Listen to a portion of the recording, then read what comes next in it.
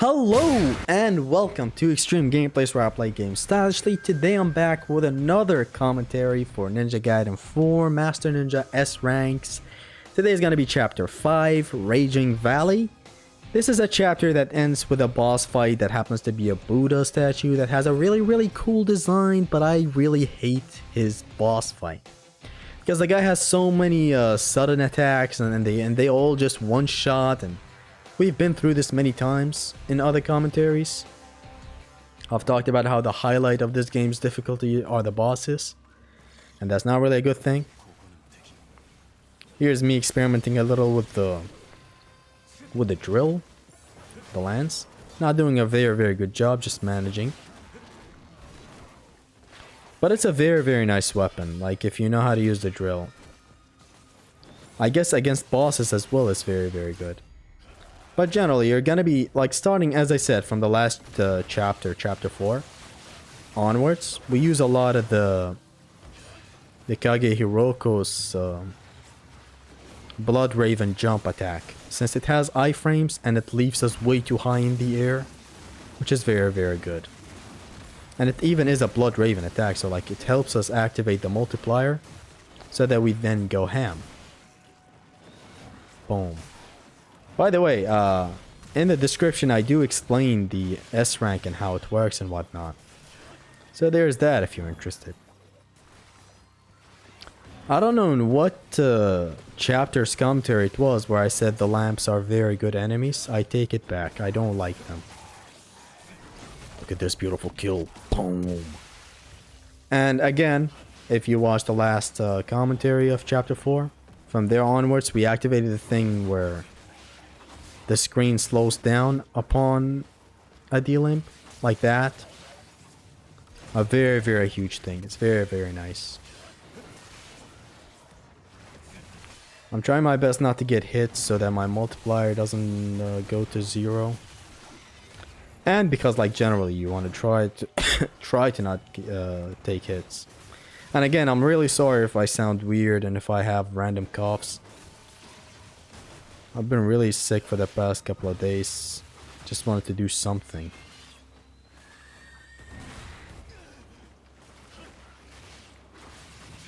This chapter honestly has some nice combat bits, but the boss at the end shits all over the S rank as a whole. Like, I got to him and I was like, oh boy, another boss we have to learn.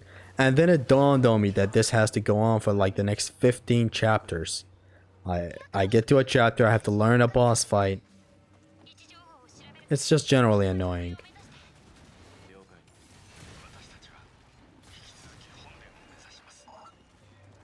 Like, it goes for every chapter, where you get cock-blocked by the boss. And I don't like that. I like encounters to be difficult, not fucking boss fights. But yeah, this chapter has some nice encounters. I have routed them out pretty well, as you'll see in a bit. There's gonna be a couple of dogs spawning for the next one, and I already know what to do with them. The Kage Hiroko is very good, the assassin's tool weapon. Especially with the jump Blood Raven attack that I started abusing from chapter 4 onwards. From chapter 4 onwards, I stopped giving a fuck. Anyways, this jump into that. And that slow-mo signifies that I de-limped some. But it turned out it wasn't this guy, it was the guy behind him. Look at this. Boom! Splits him into 2 with how hard he hits him. I love the staff in this game. It is very well implemented. And it differs from the katanas. Here's these guys. Do the 360. Boom. The plan wasn't to ring them out, but still got rang out, whatever. I wanted to get a couple of obliteration techniques on them, but I guess it was still enough. I still got the S rank by the end. Since, like, ring outs do not give you a bonus, which is a great thing. It kinda sorry. It kinda prevents you from mashing ring outs, since they're very cheap in this game. You can very easily you know, get a ring out. Here's another jump scare right here. I do the jump to demonstrate the iframes as you saw back there. On startup it has iframes and it's very, very lovely. Here's this encounter. Pay close attention to what I do. I rush to the end of the arena. And from there I do backwards, forwards, light with the Kage. Covers a very nice area. I do this until I delimp some of them, which some of them absolutely are getting delimped. Thanks to the slow-mo, I know I'm delimping a lot of them. So I only approached after like delimping them. To making sure I delimp them. Very beautiful ultimate technique right here. Just like I had my multiplier on and shit. So that was a very well placed ultimate technique.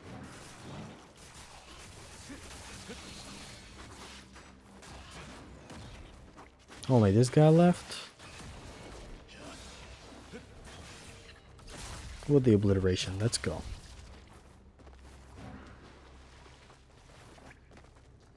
As I said, this chapter hosts some very nice encounters. Some of the most challenging encounters, in fact.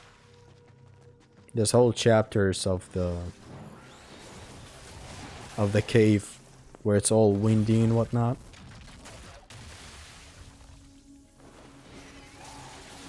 There's again that beautiful slow-mo. Very beautiful, you instantly know you delimp the enemy.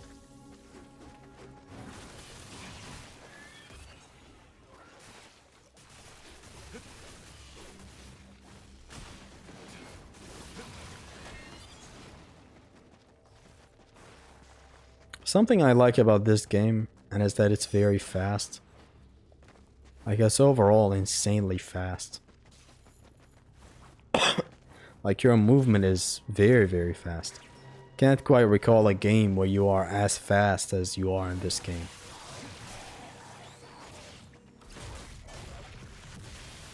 Do the jump, boom.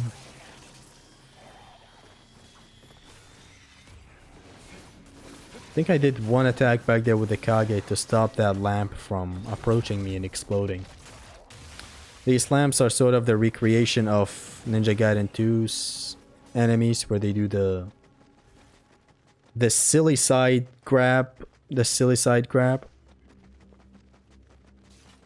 So these lamps are sort of the equivalent, which is a nice replacement. I just hate them sometimes because I'm bad at the game. I need to get good.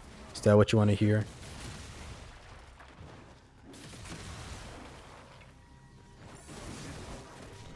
I'm still baffled by how that ultimate technique didn't charge completely.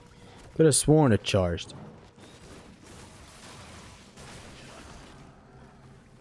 Here's a second go at this. These are good enemies. Just don't put them 2 by 2. Not 2 by 2, I mean like... Don't have them in encounters where it's just 2 of them. Because I get to just do all of this on them.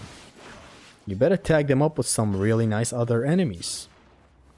Because like the peak of action game difficulty and fun gameplay is enemy combination. It's not just having a tanky ass motherfucking enemy. It's all about the enemy combination.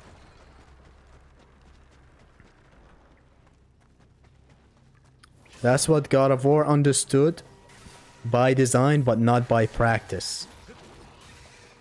I say that because God of War, let's see God of War 3. God of War 3's enemies are designed to be placed with other enemies. They're not designed for a 1v1, right? Except for some of them, like say maybe Chimera or Centaur or whatever. Or Cerberus. By design, the enemies are designed to be combined with other enemies to give you a really mixed challenge with different problems at a time. But in practice, the game does not make the best of that. And this is not to say God of War 3 doesn't have great enemy combination. It absolutely does. It's just that it only does for like 50% of the game. 50% of the game. The game is already too damn short.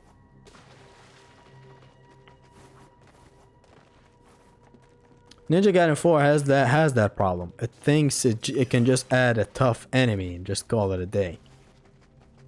It's all about the enemy combination. But I guess that's hard to get. The slow-mo telling us that we got some of them delimbed, which is very good. This Kage's Blood Raven jump again being a lifesaver. It's gonna happen a lot, as I said. See, even now it happened.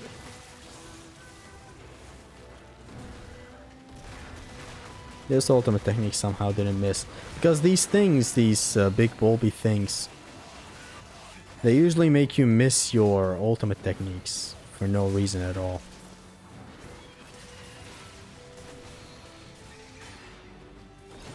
This is a beautiful ass obliteration technique, by the way. Very God of War 3-ish, if you know what I mean. You know where Kratos holds the enemy above him and just splits him into two?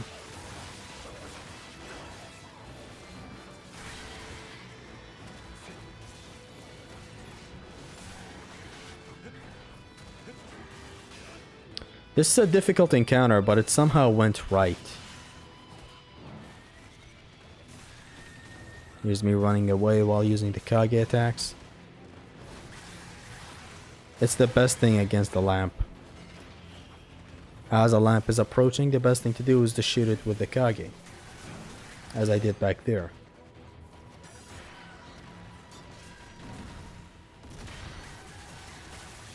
And the Kage has a powerful ultimate technique.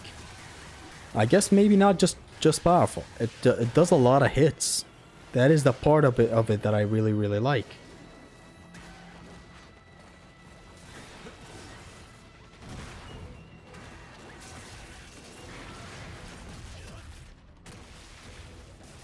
Only the lamp left. And one guy.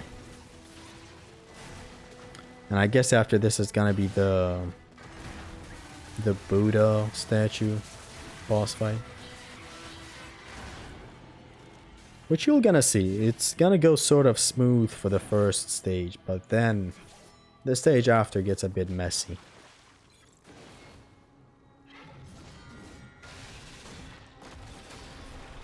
Love how satisfying this animation of breaking the gate is. Shitty ass glide section.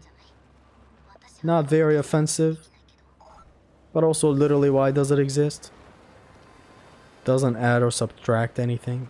It could have, might as well not, you know, existed. And I believe a lot of people's hatred towards them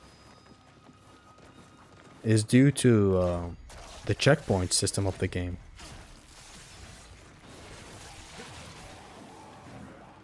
People got forced into watching them a lot. Here's where we enter the village, and the village honestly has a really nice thing. It has some encounters going on for it, but then it has some secret encounters where you have to ring a bell and then you get the secret encounters. It's honestly amazing.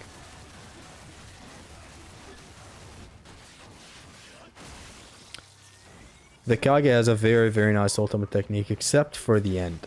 Like, the ending of the ultimate technique. It's very desperate. Look at this. What is this? These like 4 or 5 couple of slashes. They're very desperate. They look like he's telling the enemy just please die, when it's not supposed to be that way. He's supposed to be stoically killing everyone. Just brutally killing everyone. There is no stop to it.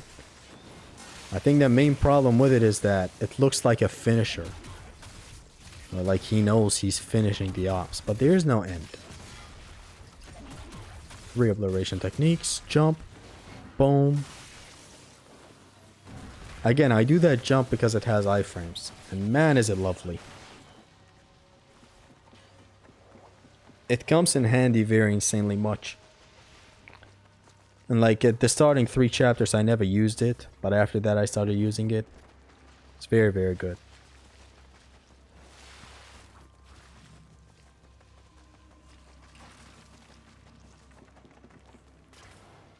Here we climb up, and we're almost gonna make it to the village. D-lamp. I'm really sorry for the coughing. Ultimate technique after activating the multiplier. How is one supposed to deal with these gooey things? Like, they die and they instantly lay off all this purple mist. And your ass is toast by then. Like, you will take damage off of an ultimate technique or whatever. There's no iframing it. Guess you're meant to just stand from afar and mash Kage on them.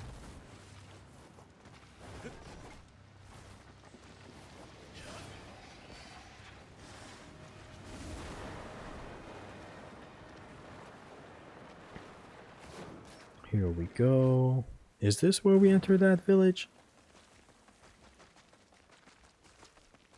Here it is. This is a really nice section. It has some nice encounters. Though the last encounter of this village section, I really mess up. In a horrible way, mind you. Self-kill this first guy. Run away. I think I stealth-killed somebody else. The last encounter is the only encounter I'm not proud of this section of the game. Here's another stealth. The rest I provoked them. Sorry, so that all the enemies spawn. Because like if you go just stealth, not all the enemies in the section of the game spawn in.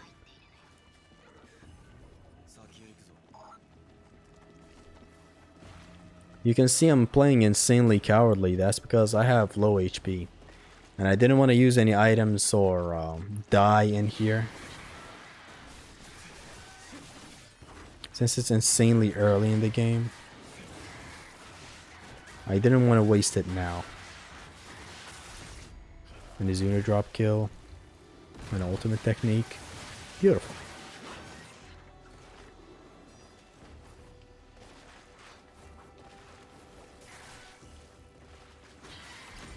An obliteration technique. Which the other day I realized obliteration technique is no longer called obliteration technique. It's just called obliteration. Which I don't get. I guess I do get, you know, it's to simplify things. We live in a world of simplicity, I suppose.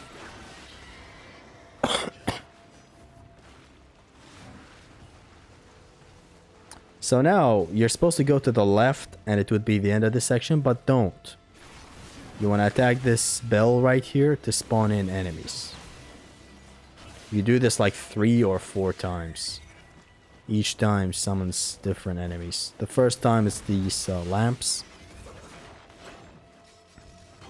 Attack it again, it gives you 2 of these guys.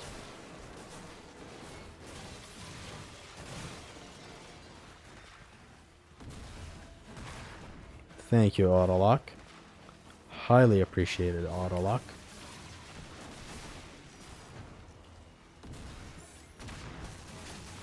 This time it did not mess up. It went after the guy I wanted to go after. Boom, boom. Only one guy left, but the terrain is really shitty in here.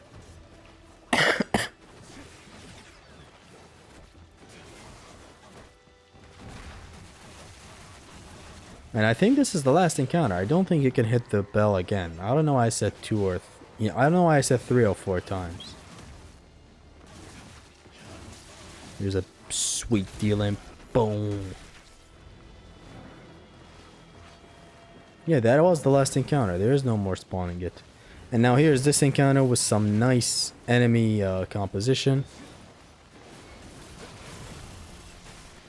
But due to the S rank demanding perfection and me having very low health, I was playing safe, which resulted in me playing bad.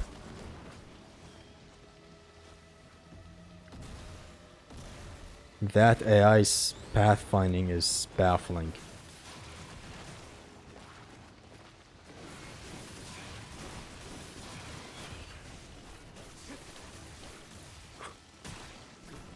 I pretty much just wanted to play safe with the Kage. I did not want to go in. Otherwise, like now that I'm looking at it, a better way this encounter would go is if I rush the idiot at the very end shooting fireballs. It seems to be the best thing to do. You would stop the stress from way over there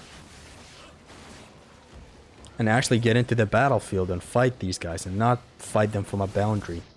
It even hit me. Shit. If this was early me, I would have restarted the checkpoint for that death back there. But as I said, I stopped really caring about this S rank.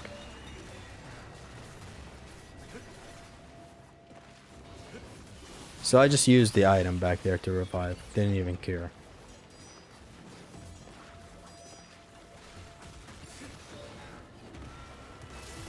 Nice hitbox. Beautiful. Thank you, enemy. You can rewind that yourself, by the way. I'm not even gonna show you. Like, you don't even need to rewind that. I don't know how that even hit me. There's no sense in how that hit me. There's not even a visible AoE marker that tells me I got hit. Totally stupid.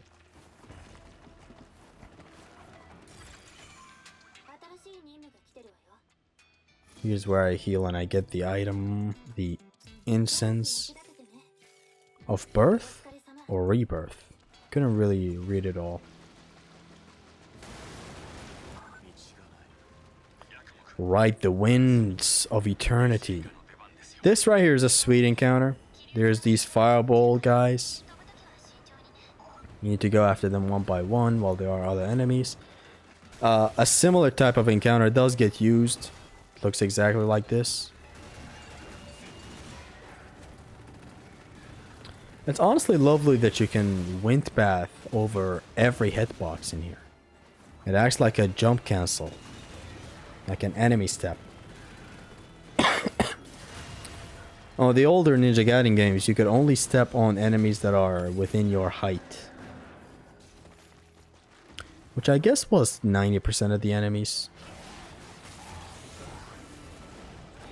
It's just that in here, the great thing is that you can step on everything. You can step on the fish if you want. You can step on the lamps. You can step on a gigantic hitbox. Like in the other Ninja Gaiden games, for example, you cannot step on the dogs. In here you can.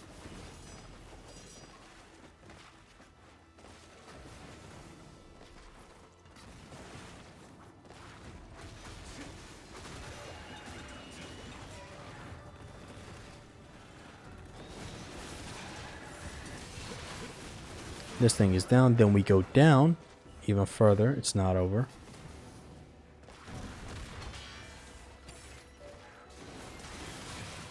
Punish the red attack with your red attack.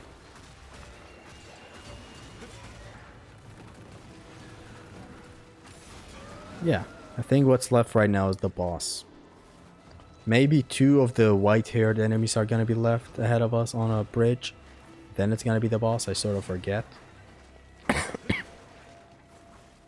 I'm really sorry, I'm gonna stop recording commentaries today. I recorded chapter 4 and now this, chapter 5. I'm not gonna push myself any further. Here's this encounter right here. This guy jump scares you by coming in from the back like that. It's honestly very great.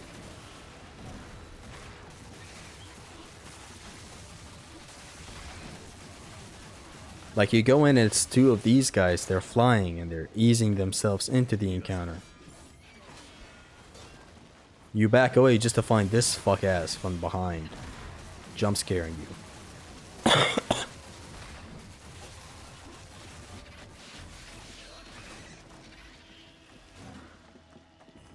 So now we go, we jump, we wall run. There's a lot of encounters left. Sheesh, I forgot. That flying swallow instantly killing that guy was very sweet.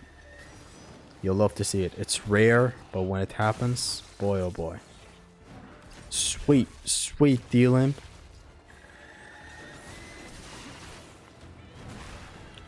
That ultimate attack, ultimate technique shit went to the wall.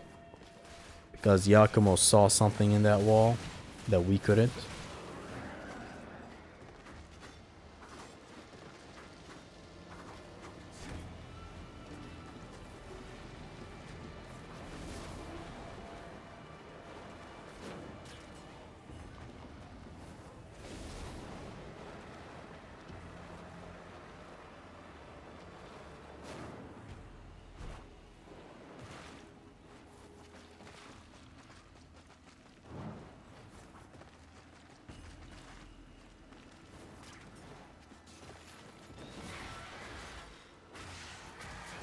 Here's me being careful with these guys. I didn't want to ring them out. I wanted to get some karma points out of them.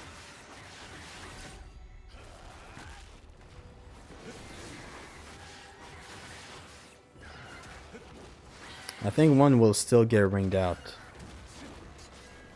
There, that one got ringed out. This one though, it was good. Obliterated. And consecutive kill. In one of the commentaries, I thought the ring outs do not count as kills, but I actually just read the stats up on the left side of the screen. It counted that obliteration technique as also a consecutive kill, meaning it counted the ring out, and then the obliteration kill also counted. So I stand corrected. Ring outs do, you know, count towards your kill count. Which is good.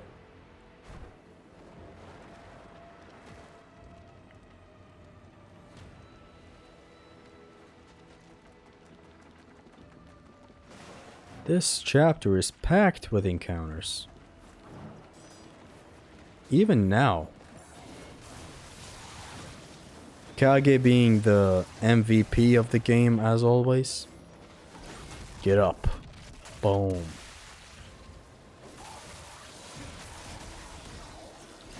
Some nice handling right here, I'm gonna be honest.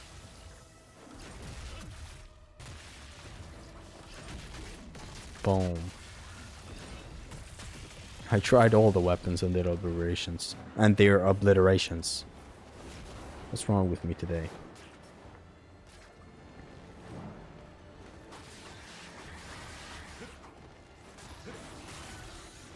Some nice D-limp.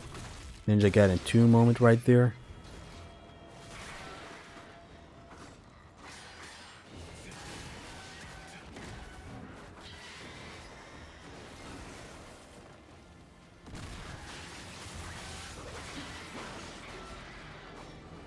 And that's that.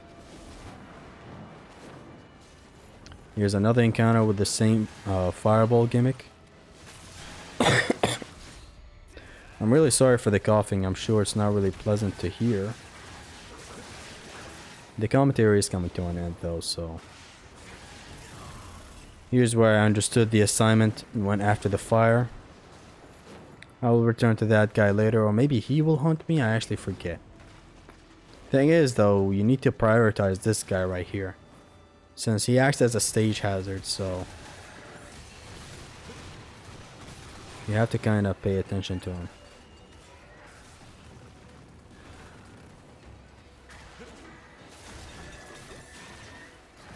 That weird melee attack that comes out with the Kage in the air, comes out after a flying swallow or like any other juggle.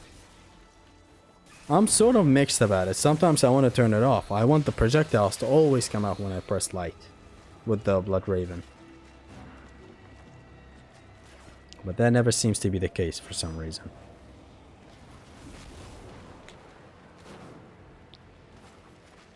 And that's that for this encounter. A really, really nicely designed encounter in my opinion. I like encounters that are creative like that. Open-ended encounters. It reminds me of God of War. A lot of things in this game remind me of God of War. That's besides the hammer aesthetically reminding me of the barbarian hammer from God of War 2. There are some things generally like the ring outs. Or you know, encounter structure overall. Like that encounter back there was pure God of War encounter. Where there's a stage hazard, a problem somewhere. And it's up to you which one you prioritize. Up to your playstyle which one you prioritize.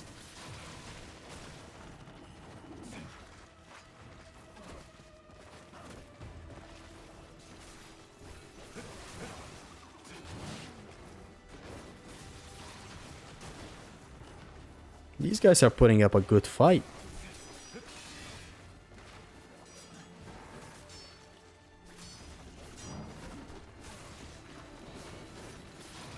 But I'm also putting up a good fight. I really did not want to die here. After the knockback, come close. Boom. Delimbed. Get close. Boom. It's a very nice obliteration technique with the Kage. So now I suppose it's the boss fight time. I'm really sorry for all the coughing. I'm gonna shut up and only talk when something needs to be talked about, okay?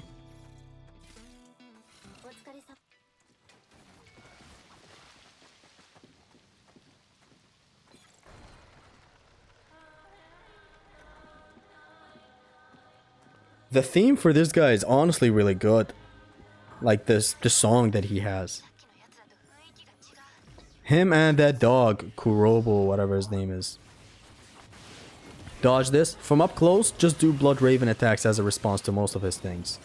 He only has one attack that you need to dodge, and it's the slam. Otherwise, Blood Raven, as you saw. That laser is a fucking bitch to react to.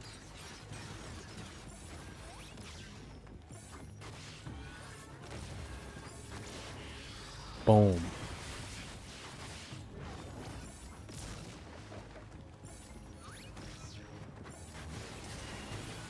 And that's the first stage, which is mostly a joke. Now is where the real fight begins, and here's what you're gonna want to do. You want to play defensively, learn his moves, punish the red attacks as much as you can, or bait his block and then do your red attack, like this.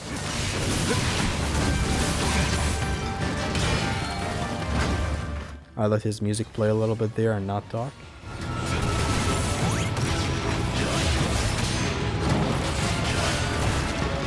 Very nice theme. Oh my god. Here's 2 flying swallows followed by this. You generally want to make him block first, then you do your thing. So hit confirm it all you want. Here's this attack. Slide. This one you just keep on sprinting. The last attack you keep on sprinting, but make sure you enter one of the gaps in between the swords. Get hit like an idiot. I don't know how I even got hit. I swear to God, I don't know. Boom. That's the punish. Then run away. Generally a shitty your turn, my turn boss. Just like every other boss.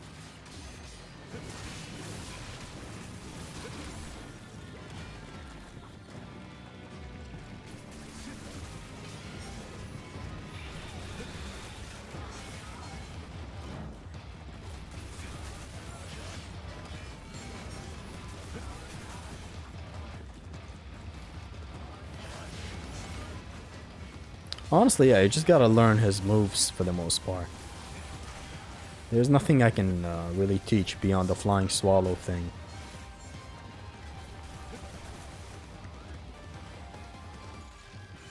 He even used another item. I really did not want to die.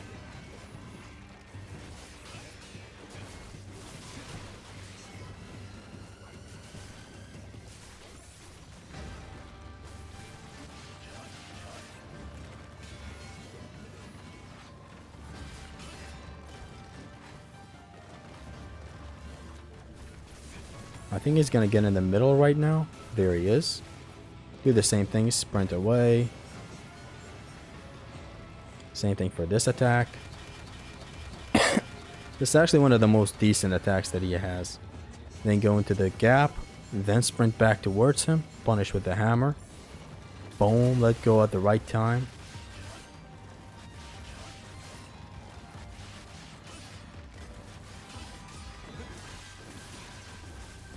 The fight is almost over. There you go.